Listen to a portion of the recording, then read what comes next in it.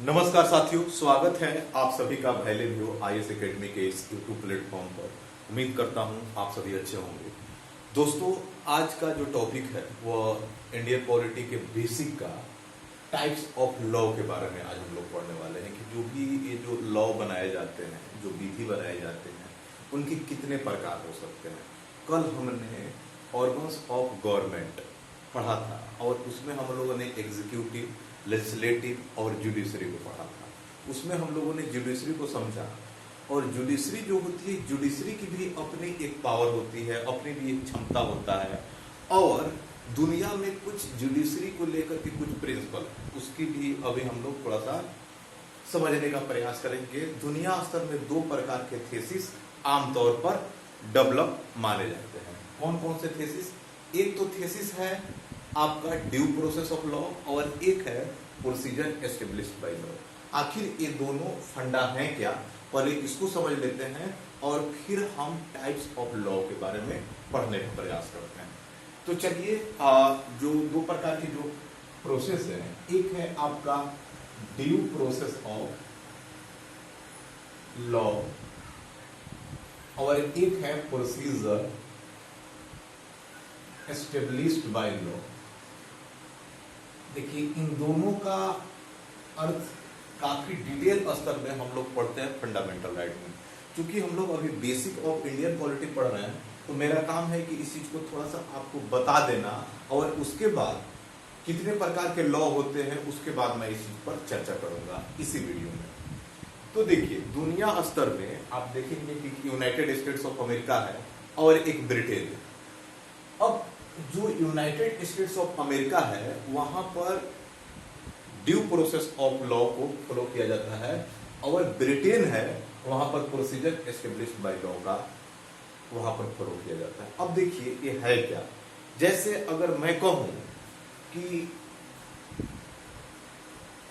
हमारे कॉन्स्टिट्यूशन में अगर कोई इंसान अगर कोई चोरी करता है, अगर इस चोरी का सजा अगर 20 ईयर है, या मान लीजिए कि इसकी अगर कोई चोरी कर लेता है, कुछ ऐसी चीजें चोरी करता है जिसका सजा हत्या करना मान लिया जाए, या ऐसा भी मान लीजिए कि मतलब इसको फांसी दिया जाए,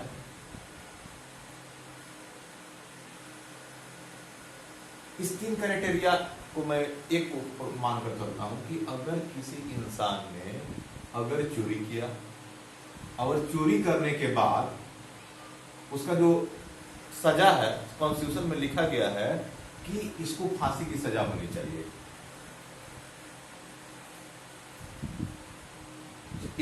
चूंकि हमारे संविधान में लिखा गया है। अब जो प्रोसीजर एस्टेब्लिश्ड बाय लॉ ये कहता है कि जो हमारे संविधान में अगर लिखा गया है कि अगर किसी इंसान ने चोरी किया तो उसकी सजा जो होनी चाहिए फांसी की सजा, तो फांसी की सजा दिया जाए। उसमें हम लोग या जुडिशरी जो होगी ये जांच नहीं किया जाएगा कि आखिर जो इंसान ने चोरी किया है वह किन हालात में किया है। तो जिस देश में अगर जो कॉन्स्टिट्यूशन में लिखा गया है उसको आधार मान करके अगर कोई सजा जो होता है उसके अनुसार अकॉर्डिंग टू कॉन्स्टिट्यूशन अगर सजा सुना दी जाती है तो उसको हम लोग मानते हैं प्रोसीजर एस्टेब्लिश्ड बाय लॉ। अगर कोई देश जहां पर इस प्रोसेस को न फॉलो करके ड्यू प्रोसेस ऑफ लॉ को फॉलो किया जाता है तो उसमें क्या प्रावधान होते हैं कि जैसे अगर कहा जाए कि किसी ने चोरी किया और चोरी करने के दौरान उसके संविधान में लिखा गया है कि अगर कोई चोरी करता है तो उसको फांसी की सजा दे दी जाए। लेकिन मान के चलिए इस बंदे ने जो चोरी किया इसलिए चोरी किया क्योंकि वह भूखा था और उसकी पूरी फैमिली भूखे थी। अगर ये चोरी नहीं करता तो मे बी इसकी भी मृत्यु हो जाती है और उसके बच्चे और उसके फैमिली की मृत्यु हो जाती है। अब जो ड्यू प्रोसेस वाला जो लॉ है वहां पर चोरी करने वाले की कंडीशन को समझा जाएगा कि आखिर आपने जो चोरी किया वह चोरी किन परिस्थितियों में किया। तो इस प्रकार के प्रोसेस आपके ड्यू प्रोसेस लॉ अमेरिका में है और प्रोसीजर एस्टेब्लिश्ड बाय लॉ जो है ये चीजें जो है वो आपके ब्रीडिंग, समझ रहे होंगे बेसिक कॉन्सेप्ट। ये पूरा चीजें हम लोग स्टडी करेंगे जब हम लोग आर्टिकल 20 और आर्टिकल 22 जब हम पढ़ेंगे, तो उसमें मेनका गांधी केस है और कुछ केसेस हैं जिस केस के आधार पर हम भारत में यह अध्ययन करने का प्रयास करेंगे कि भारत में ड्यू प्रोसेस ऑफ लॉ है कि भारत में प्रोसीजर एस्टेब्लिश्ड बाय लॉ है। आसान भाषा में एक छोटी सी क्लू दे देता हूँ, भारत में यह दोनों प्रवृत्ति देखी जाती है। कैसे होती है इसकी चर्चा डिटेल में हम लोग करेंगे 2-3 केस के माध्यम से फंडामेंटल राइट। उम्मीद करता हूं कि आपको ये कॉन्सेप्ट क्लियर हो गए होंगे। अब आइए, अब हम लोग ये समझने का प्रयास करते हैं कि ये जो लॉ होते हैं उस लॉ के कितने प्रकार हैं। तो इन जनरल जो टाइप्स ऑफ लॉ होते हैं उसको 4 भागों में बांटा जाता है। अगर मैं कहूँ टाइप्स ऑफ लॉ जो है, एक तो यहाँ पर पहला जो है इसको बोलते हैं पॉजिटिव लॉ, एक है आपका नेचुरल लॉ और एक है आपका कॉमन लॉ और एक है आपका डिवाइन लॉ। इस चारों लॉ को एक एक करके पढ़ने का प्रयास करते हैं कि ये है क्या और दुनिया स्तर में इस प्रकार के जो लॉ है उसको कैसे फॉलो किए जाते हैं। पहला वो हम समझने का प्रयास करते हैं कि पॉजिटिव लॉ किसको कहा जाए, यानी सकारात्मक विधि किसको कहा जाए।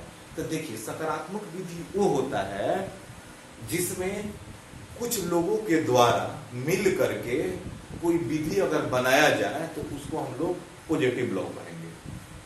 आप कहेंगे कि इसका कुछ एक उदाहरण दीजिए ताकि मैं इस बातों को समझ पाऊं। तो जैसे अगर मैं कहूं कि किसी भी देश के पार्लियामेंट के द्वारा अगर कोई लॉ बनाए जाते हैं तो उसको हम मानेंगे कि ये पॉजिटिव लॉ है।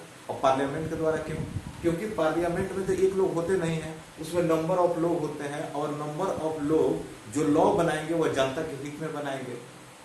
और चूंकि इसमें होता क्या है कि जो लोगों की बहुमत ज्यादा माने जाता है पॉजिटिव लॉ में, क्योंकि हम ऐसा मानकर चलते हैं कि अगर लोग अगर कानून बना रहे हैं अपने लिए तो काफी हद तक ये चांसेस हैं कि वह अपने लिए अच्छे कानून ही बनाएंगे। तो इसमें काफी हद तक ये भी देखा जाता है कि जो कॉन्स्टिट्यूशन की सुप्रीमेसी होती है, आपके जुडिशरी की सुप्रीमेसी होती है, वो लिटिल बिट कम होती है। क्योंकि जब ऐसा अनुमान किया जाता है कि अगर कोई इंसान अगर अपने लिए अगर कानून बना रहा है जिसमें नंबर ऑफ लोग वहां पर खड़े हैं और वो लोग कानून कहीं ना कहीं बनाने का उद्देश्य अपने लिए है, तो इस आधार पर ऐसा उम्मीद किया जाता है कि कोई भी इंसान अपने लिए गलत कानून नहीं बना सकता है। ऐसा मैं ऐसा समझ पा रहा हूं कि आप लोगों को एक पॉजिटिव लॉ क्लियर हो गया। दूसरा बात करते हैं नेचुरल लॉ। ये नेचुरल लॉ क्या होता है? जिसको बोलते हैं प्राकृतिक विधि।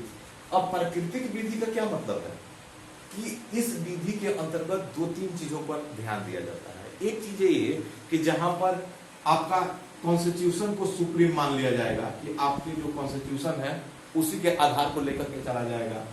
जुडिशरी को ज्यादा इंपॉर्टेंस दिया जाता है, जुडिशरी जो होती है वह सुप्रीम होती है। इस प्रकार के कंडीशन जहां पर होते हैं उसको हम लोग नेचुरल लॉ के माध्यम से जानते हैं। कैसे? जैसे अगर कहूं कि किसी भी देश के कॉन्स्टिट्यूशन में एक राइट होता है जिसको बोलते हैं फंडामेंटल राइट। फंडामेंटल राइट का मतलब यह है कि लोगों की मूलभूत राइट्स मिलना चाहिए। जैसे बोलने की आजादी, किसी पब्लिक प्लेस पर मतलब किसी डिबेट का अगर वो लोग मतलब उनका एक राइट होना चाहिए, जीवन जीने का अधिकार होना चाहिए, अपने रिलीजन को मानने का अधिकार होना चाहिए। एक हर एक इंसान का ये राइट होना चाहिए। इसको बोलते हैं बेसिक राइट। और basic right in general fundamental right होता है जो हर एक इंसान को होना चाहिए।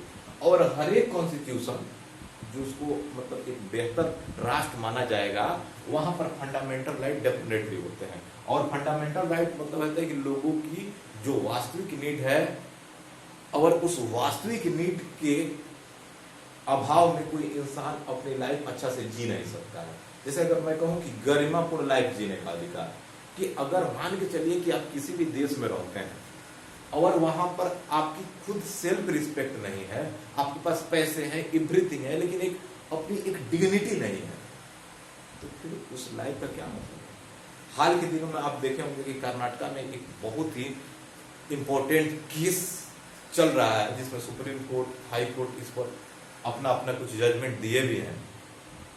उसमें आसान भाषा में कहा गया है कि अगर कोई महिला है या पुरुष है, अगर उसके मरने के बाद, अगर कोई इंसान अगर मर जाता है तो उसकी बॉडी जो होती है वह डेड बॉडी हो जाती है, डेड बॉडी हो जाती है। तो क्या डेड बॉडी की अपनी रिस्पेक्ट होनी चाहिए कि नहीं? क्योंकि जो कर्नाटक में घटना हुआ कि 2015 में एक इंसान ने लगभग 21 साल के एक महिला को क्या करता है कि वह उसको पहले अगवा करता है, फिर उसको गला काट देता है और गला काटने के बाद उसको रेप करता है। तो यहाँ पर दो चीजें यहाँ पर डेवलप हो रही है।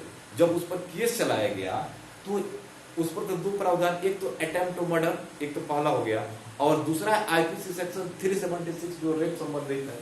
तो अब यहाँ पर हाई कोर्ट को इस प्रकार का कंफ्यूजन डेवलप होने लगा कि क्या अगर किसी इंसान की पहले अगर मर्डर कर दिया गया है तो क्या उसके लिए क्या रेप क्या इंपॉर्टेंट पैरामीटर हो सकता है क्या स्टडी करने के लिए? तो यहाँ पर एक अजीबोगरीब ये मामला था कि उस पर अटेम्प्ट टू मर्डर लगाया जाए या आईपीसी 376 लगाया जाए। तो फाइनली हाई कोर्ट ने यह अपना एक डेटा स्पष्ट तौर पर पब्लिश किया कि लगभग अगर कोई इंसान अगर उसकी डेथ हो जाती है तो उसकी जो डेड बॉडी है ना, उसकी भी अपनी एक डिग्निटी होना चाहिए और ये फंडामेंटल राइट में इसको कंसीडर किया जाए। तो आप समझ पा रहे होंगे कि हर एक कॉन्स्टिट्यूशन की एक अपनी गरिमा है। अब सोचिए कि भारत जैसे देश अगर एक डेड बॉडी को भी एक गरिमापूर्ण तरीके से उसको कंसीडर किया जा रहा है, तो सोचिए इसमें कितने डिफरेंट टाइप्स के राइट दिए गए होंगे लोगों के, मतलब एक अपना एक व्यवस्थित जीवन जीने के लिए। तो वही बात है, उसको नेचुरल लॉ के आधार पर लिया जाता है। तो अगर इसमें इस नेचुरल लॉ में ये भी कहा जाता है कि लगभग जो एक प्रकृति के द्वारा जो एक लॉ बना दिए गए हैं उसका कोई हस्तक्षेप नहीं करे। जैसे मैं कहूं सांस लेने का अधिकार, ये सांस लेने का अधिकार तो कोई फंडामेंटल राइट नहीं है, लेकिन ये ईश्वर के द्वारा दिया गया एक अधिकार है। अगर आप सांस नहीं लेंगे तो आप जीवित नहीं रह पाएंगे। या हमारे देश के संसद ये कहे कि आप दिन भर में लिमिटेड सांस ही ले सकते हैं, तो ये भी गलत है। क्योंकि मतलब जो लॉ है, जो ईश्वरीय लॉ जो है, वो हमें पूर्ण तरीका से यह अधिकार देता है कि हमें सांस लेने का पूरा अधिकार होना चाहिए। तो लगभग इस प्रकार के जो व्यवस्थित चीजें होती है उसको हम लोग नेचुरल लॉ के रूप में देखते हैं। उम्मीद करते हैं कि दोनों चीजें आपको क्लियर होगा। तीसरा होता है जिसको बोलते हैं कॉमन लॉ। कॉमन लॉ का क्या मतलब है? कॉमन लॉ का मतलब है कि एक पारंपरिक तौर से पहले से कोई एक नियमावली अगर निरंतर चली आ रही है तो उसी को एक लॉ मान लिया जाता है, उसी के अनुसार सिस्टम चलाया जाता है। जैसे आप ब्रिटेन में देखेंगे कि ब्रिटेन में कोई एक लिखित कॉन्स्टिट्यूशन नहीं है वहां पे, लेकिन एक पैरामीटर फिक्स कर दिया गया है कि इस प्रकार की स्थिति में इस प्रकार की काम किए जाएंगे, इस प्रकार की स्थिति में इस प्रकार के काम किए जाएंगे, इस प्रकार की चीजें हो जाती है। तो उसको ही काम मान लिया जाता है, उसको मान लिया जाता है आपका कॉमन लॉ मान लिया जाता है।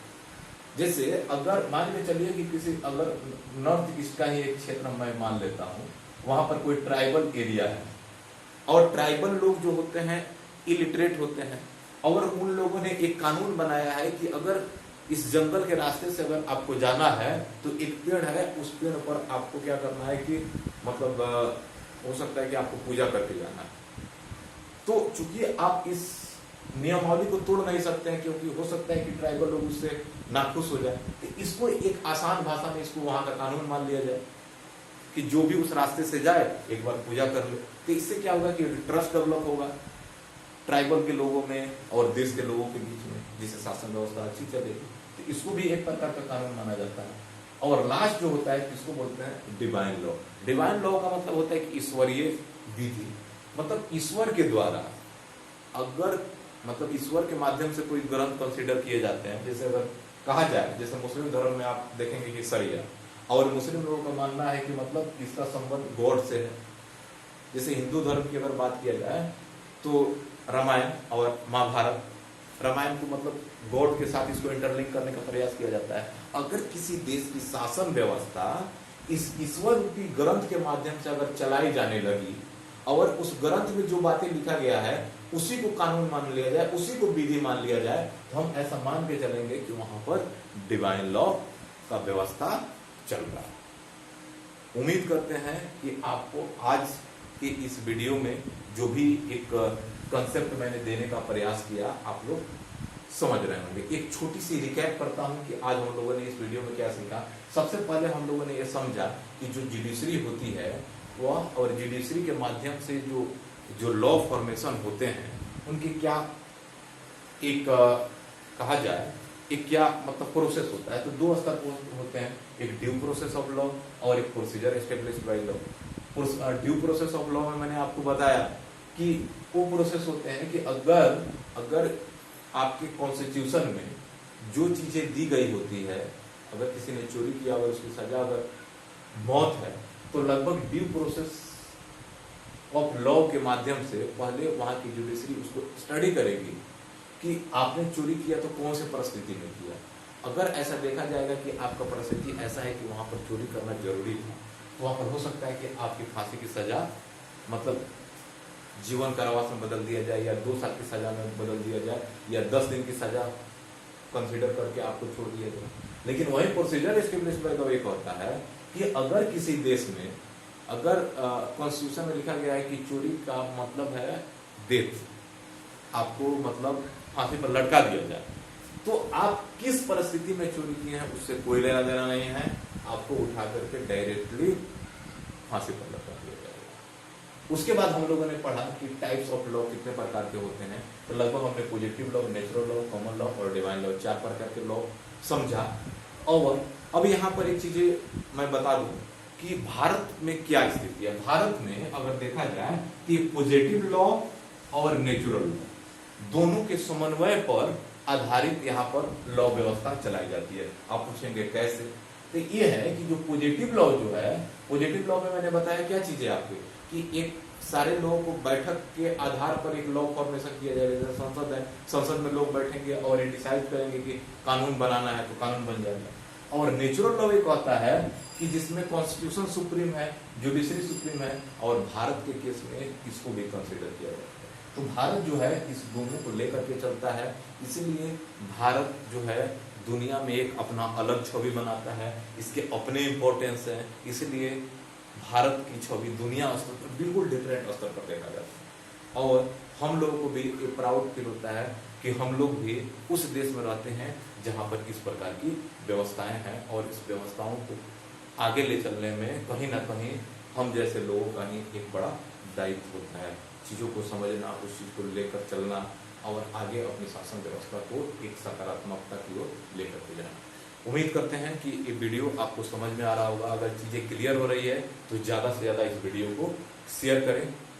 तब तक दीजिए मुझे इजाज़त, कल मिलते हैं एक ऐसे ही इम्पोर्टेंट वीडियो के साथ। Thank you.